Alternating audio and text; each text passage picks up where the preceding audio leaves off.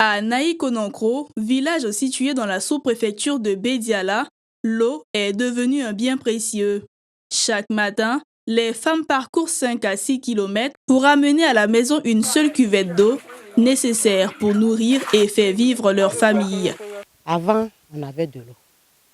Nos puits là, il y avait l'eau dedans. Mais maintenant là, puits là, l'eau là est finie.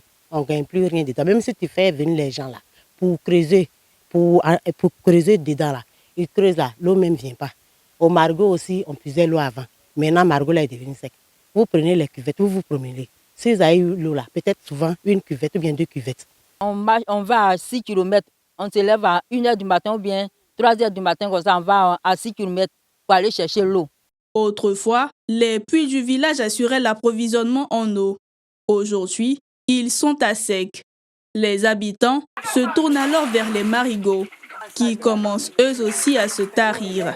L'eau prélevée dans ces puits d'eau est souvent impropre à la consommation, exposant la population à de sérieux risques pour la santé. Depuis matin, on entend de chercher l'eau. Ils sont allés chercher l'eau, on n'a même pas eu l'eau même. On est là, puis là même, il n'y a rien dedans. Il n'y a rien dans la barrique là.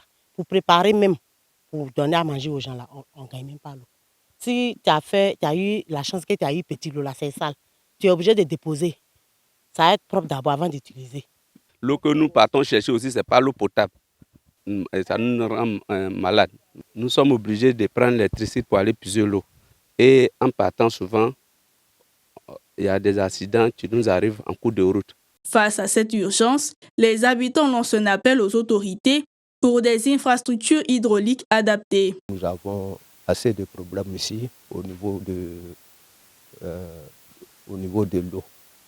Donc nous demandons pardon au conseil régional, même le président de la République, de nous venir en aide pour pouvoir planter une pompe ici.